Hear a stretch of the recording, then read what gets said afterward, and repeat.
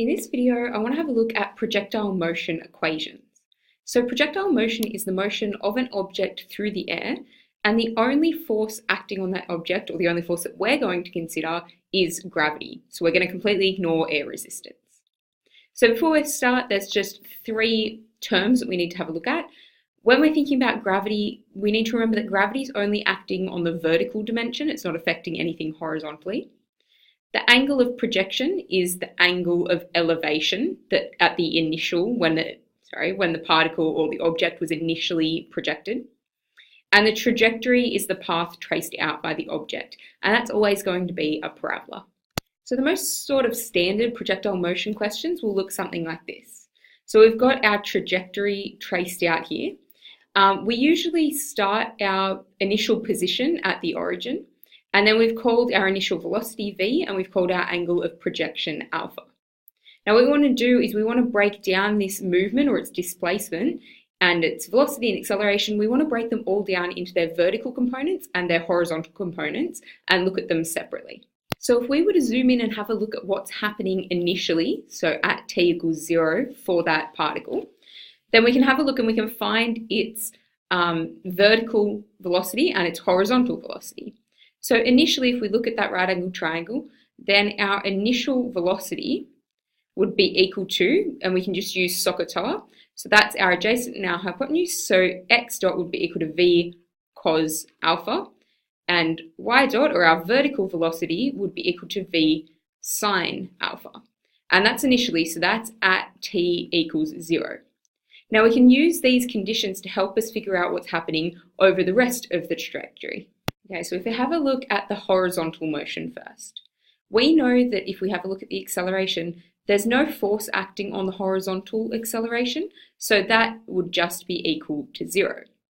Now if we wanted to find the horizontal velocity, we'd need to integrate that with respect to t, which would just give us a constant.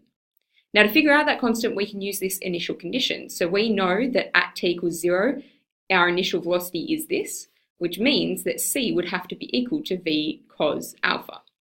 So that means our initial velocity, our velocity over the whole thing is equal to v cos alpha.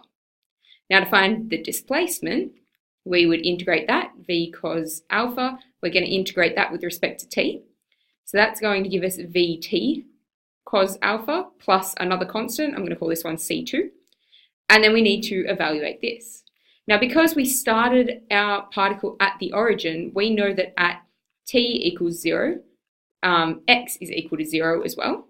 So if we substitute those both in, we end up with c2 equals 0. And we just have that x is equal to vt cos alpha. Now these three equations here are important, so these three here, but it's also important that you know how to derive them, because if anything changes then in the initial condition, then these might change as well, because we have used those conditions to figure these out. So the derivation is just as important as the actual equations. Right, if we have a look at the vertical motion now instead, we know that the acceleration vertically is going to be affected by gravity. So the acceleration is going to be minus g, where g is gravity. Then if we wanted to find the velocity, we're going to integrate that minus g with respect to t, which would give us minus gt plus c. We can use our initial condition here again. So we're going to have just v sine alpha equals minus gt, but t is 0, plus c. So that's what our constant is. So that means that our velocity is going to be minus gt plus v sine alpha. Now we're going to integrate that again to find y. So we're going to integrate minus gt plus v sine alpha with respect to t. Now that's going to give us minus gt squared over 2 plus vt sine alpha plus a second constant, a different constant. Now again, because we started at the origin, we're going to use at t equals 0, y equals 0. And if we substitute both of those in, we just get that our constant is equal to 0. So that means we're going to have y equals minus gt squared over 2 plus vt sine alpha. Okay, so once again, your three equations are this one here, this one here, and this bottom one, and you need to know how to derive them. So these are our two equations we had for x and y. At the moment, these are parametric equations because we've got x in terms of t and y in terms of t, but we can also rearrange this so that it's in Cartesian form as well. So we call that equation 1 and equation 2. We can rearrange that first equation. So from 1, we can get t as the subject, which would give us x over v cos alpha. Now if we sub that in, so sub into equation 2, that's going to give us y equals minus g on 2 outside of x on v cos alpha all squared plus v outside of x over v cos alpha sine alpha. Now if we expand this bit out, we're going to end up with minus gx squared all over 2v squared cos squared alpha plus my v and my v can cancel there, and I'd have an x, and then I'd have a sine in the numerator and a cos in the denominator, so I'm just going to write that as a tan alpha instead.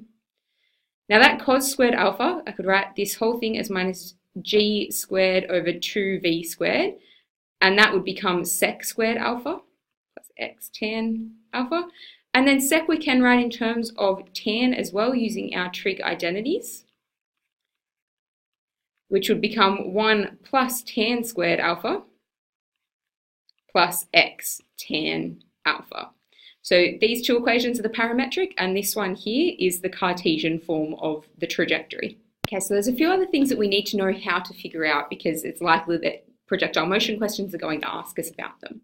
So the first one is the time of flight. So that's the amount of time that that particle, the object, is in the air. So to do that, to figure it out, we want to find when y is equal to 0.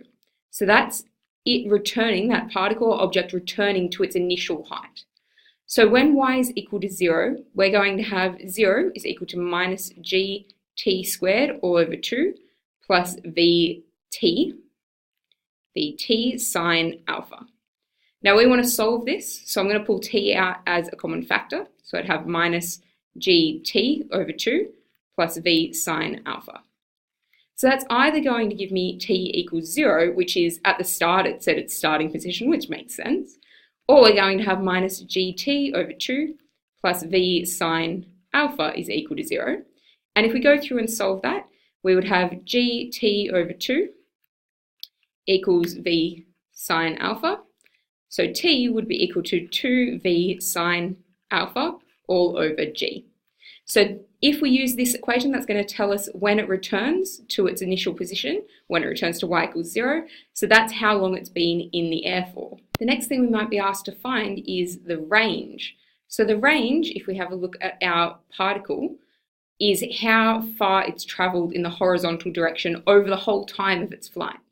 So what that means is we want to find x when t is at this value. So we know that x is vt cos alpha, but we want to find that when t is equal to this whole thing. So we're going to substitute that in. So we'd have 2v sine alpha over g cos alpha. Now that's going to give me v squared times 2 sine alpha cos alpha all over g. And you should recognize that 2 sine alpha cos alpha, that's the same thing as sine 2 alpha over g. So this formula will find our range. Another thing that a question might ask you is about the maximum possible range for that particle or object. So if this is the equation for the range, its maximum is going to happen when sine 2 alpha is equal to 1, because that's the maximum that that reaches, which that is going to happen when alpha is equal to 45 degrees. So our angle of projection or angle of elevation is 45 degrees. If that's happening, then that means that our formula is going to become v squared on g. So this here is the formula for the maximum range of our particle. The last thing I want to have a look at is the maximum height. So if our object is traveling in a parabola, our maximum height here, the velocity of the vertical direction will be equal to 0. So this is what we're going to solve. So we would have 0 is equal to minus gt plus v sine alpha. So this is, if we solve this, this is going to tell us what t is going to give us the maximum height. So that means that we would end up with t equals v sine alpha over g. So its maximum height is going to occur at this time. Then to find the maximum height, we want to substitute that into y.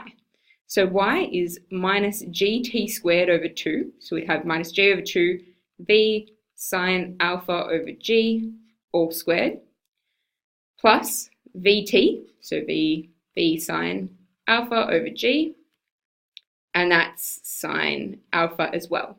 Now we want to go through and simplify this whole thing. So this g on the bottom, because it's squared, would become a g squared. So one of these would cancel with this g up the top. So we're going to end up with minus v squared sine squared alpha all over 2g plus, and then I'd have v squared sine squared alpha all over g. Now if I want to make this have a common denominator, I'd have to put a 2 here and a 2 there.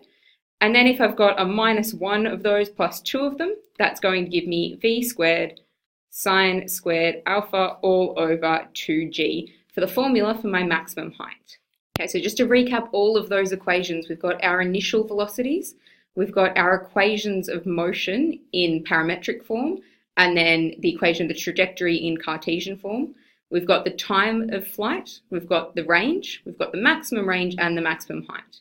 Now, just to clarify, you don't need to remember all of these, but you do need to know how each of them were derived so that you can do it for each individual question. All right, so let's have a look at the projectile motion equations.